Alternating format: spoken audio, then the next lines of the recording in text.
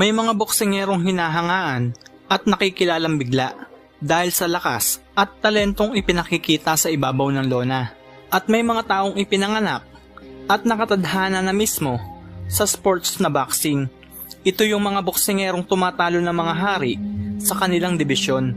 Sinasabing talo sa kartada at lakas, pero pagdating sa laban, lumalabas ang totoong talento.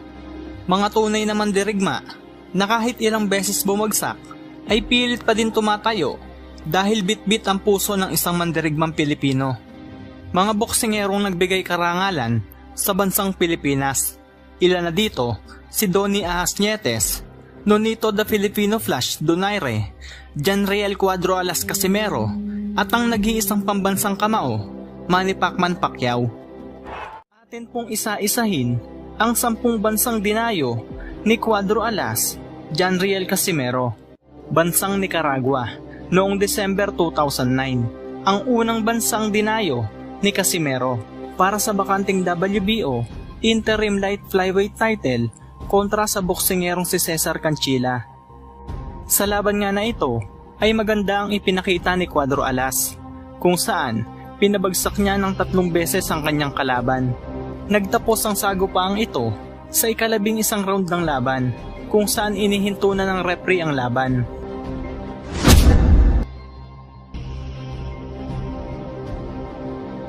Mexico, ang pangalawang bansang dinayo ni Casimero para idepensa ang hawak na titulo sa isang Mexican warrior na si Ramon Garcia Hirales.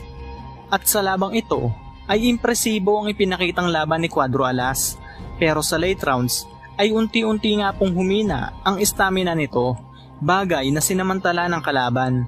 Nagtapos ang laban na humantong sa kamay ng mga hurado, at ang resulta, mapait at malungkot na pagkatalo. Makalipas nga lang po ang 8 buwan, bagamat kakagaling lang sa pagkatalo ang ating pambato, ay nabigyan pa din ito ng pagkakataong lumaban. Ito ang unang world title fight ni Cuadro Alas kontra sa IBF World Champion na si Moruti Imtalani. Sa mga hindi po nakakaalam mga idol, si Imtalani nga po ay ang boksingerong tinalo noon ni The Filipino Flash, Nonito Donaire. Ang laban na ito ay naganap noong March 2011 sa bansang Africa, ang ikatlong bansang dinayo ni Janriel Casimero. Sa sagupaang ito ay nangayaw nga po ang ating pambato sa ika-5 round ng kanilang bakbakan. Ang dahilan nga po mga idol ng pagsuko ni Casimero ay ang nagkaroon nga daw po ito ng injury sa kanyang siko. At maliban dyan mga idol ay kinapos na din ito sa hangin. Dulot nga po ng hindi maayos na pag-iensayo dahil 3 linggo nga lang po ang naging preparasyon nito para sa laban. 2 sunod mang natalo ang ating kababayan, binigyan pa din ito ng pagkakataong lumabang muli sa Argentinian boxer na si Luis Alberto Lasarte. Naganap ang kanilang sagupaan noong February 2012 sa Buenos Aires, Argentina, ang pang-4 na bansang dinayo ni Cuadro Alas. Ang laban ay para sa IBF Interim Junior Flyweight title.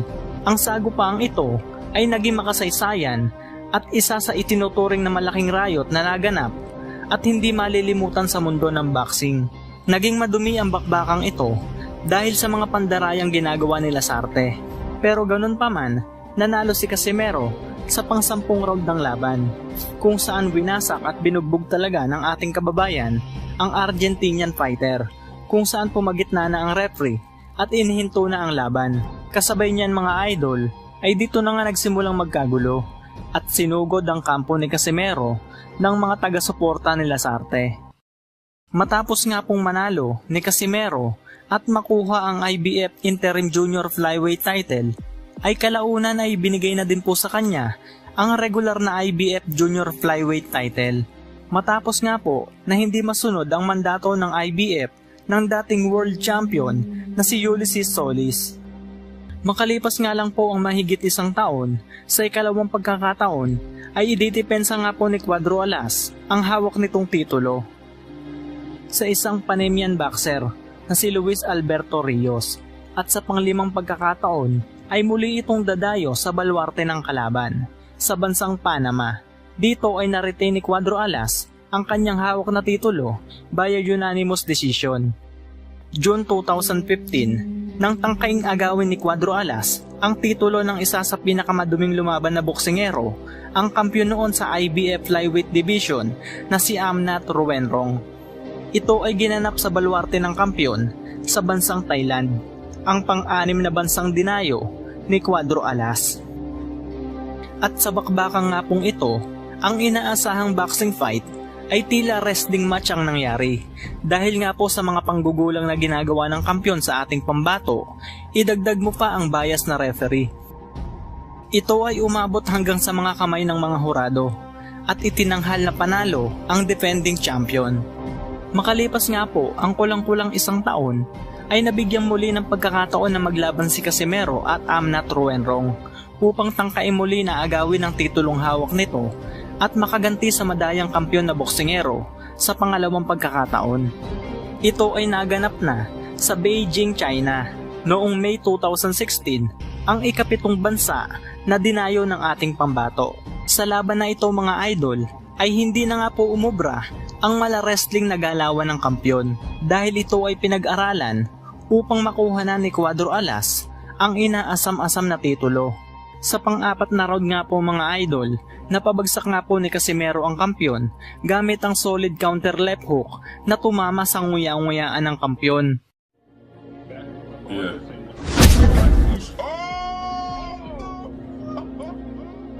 Pero nakabangon pa naman si Amnat mga idol. Pero hindi na nga po ito binigyan pa ng pagkakataon ni Cuadro Alas. Gulpi di alimpungatan nga po ang ibinigay dito ni Casimero at isang solidong body shot dahilan ng muling pagbagsak nito at hindi na nga po kinayang ipagpatuloy pa ang laban. Itinanghal na panalo via 4th round knockout at nakuha ng ating kababayan ang IBF Flyweight World Title, ang ikalawang titulo sa dalawang magkaibang dibisyon. Makalipas nga lang po ang 4 na buwan, ay muling umakyat sa ibabaw ng lona si Cuadro Alas para idepensa ang kanyang hawak na titulo sa unang pagkakataon. Kontra nga po sa hambog na undefeated at bagitong Briton na si Charlie Edwards. Ang bardago lang ito mga idol ay naganap sa London, United Kingdom, ang pang-8 bansang dinayo ng angas ng Pinas. At sa laban nga na ito ay kinawawa nga po ng husto ni Casimero, ang undefeated fighter ng United Kingdom. Binugbog, ginulpi at minantsahan ng malinis na kartada ni Charlie Edwards sa sarili nitong baluarte. At sa pang-10 round nga po ng laban, kumonekta na nga ang isang solidong counter left hook na tumama sa nguya-nguyaan ng bagitong Briton.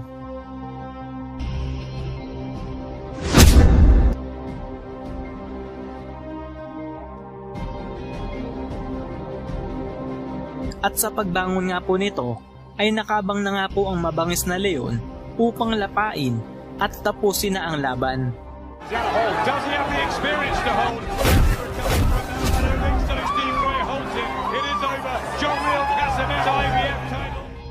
Sa sumunod na taon naman mga idol, ay ibinakante na nga ni Casimero ang hawak nitong titulo upang umakyat na ng timbang at bulabogin na ang bantamweight division, kung saan ay nagkaroon siya ng 4 na laban at ang isa nga po sa 4 na laban ni Cuadro Alas ay nakuha nito ang pang-4 nitong talo mula sa kababayan din nating si Jonas Sultan.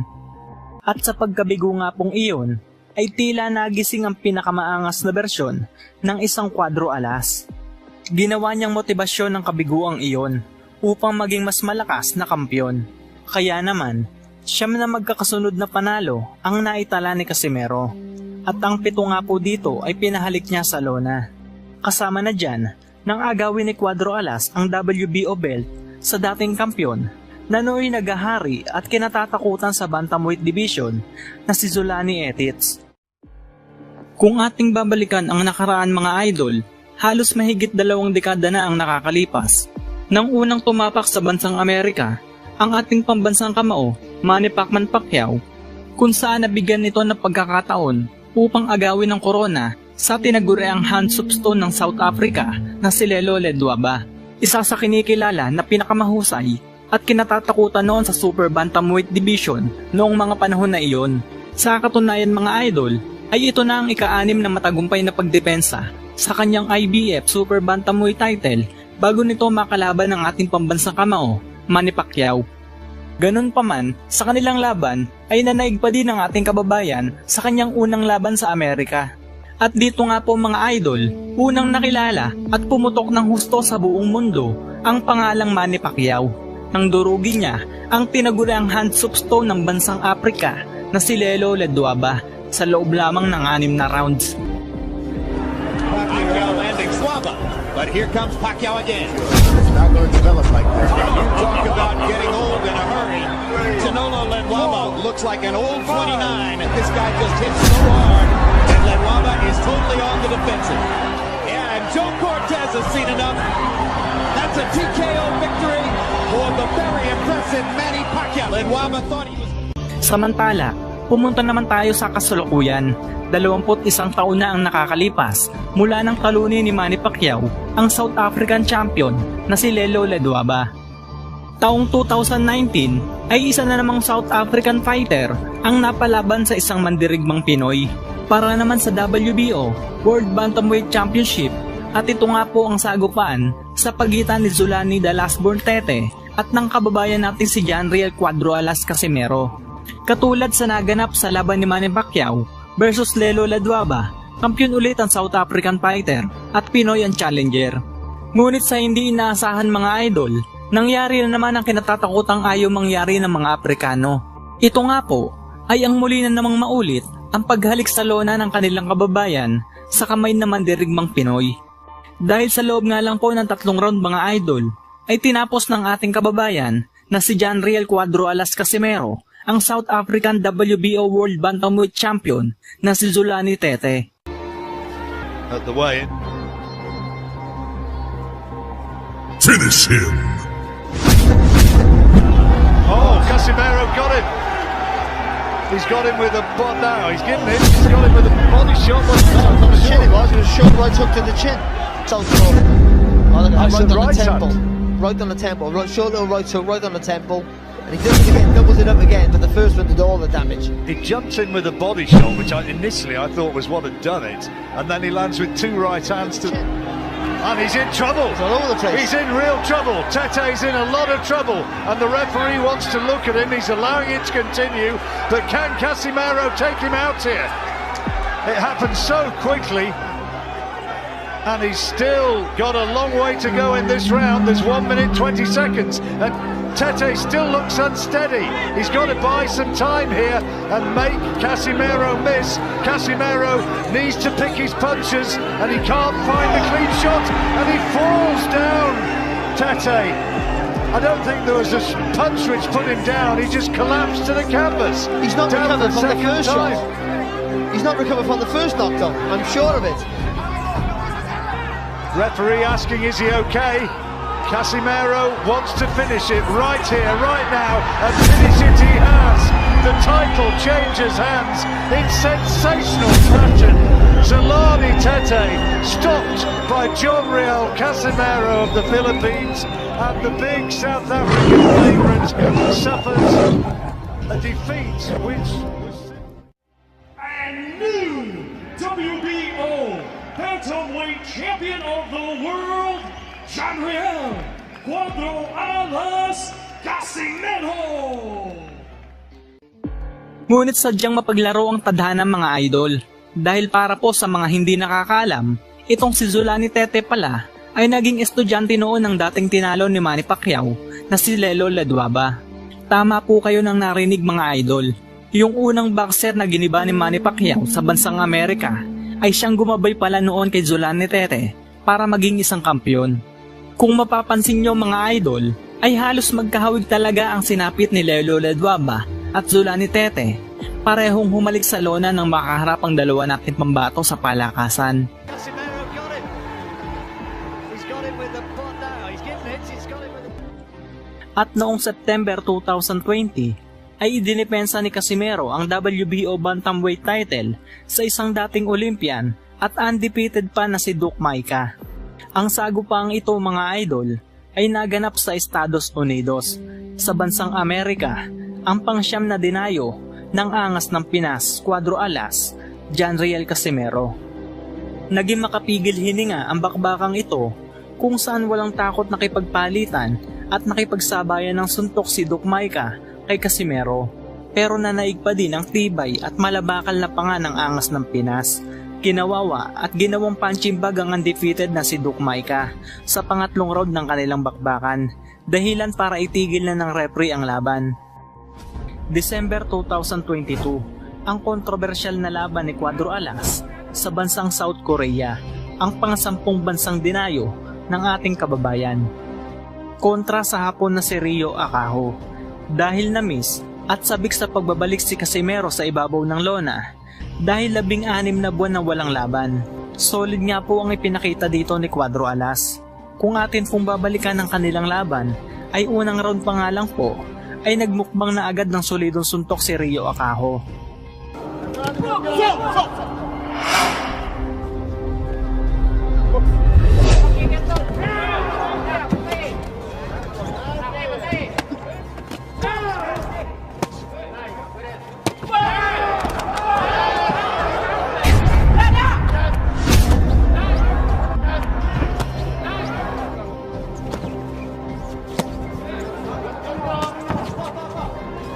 Bagamat napabagsak nito si Casimero sa pangalawang round ng laban, ay bugbog sarado at kumonekta ang mga solidong patama ni Cuadro Alas.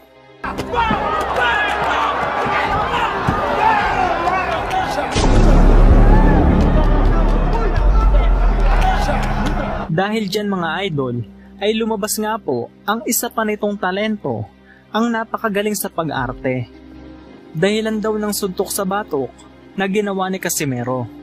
Pero kung inyo pong mapapansin mga idol, ay daplis lamang ang suntok na sinasabi nito.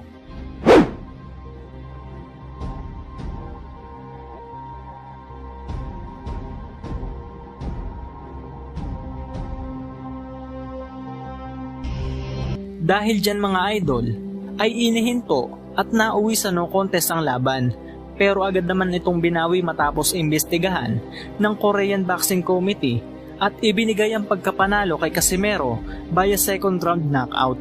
Iba talaga ang puso ng isang mandirigmang Pinoy pagdating sa ganitong sports.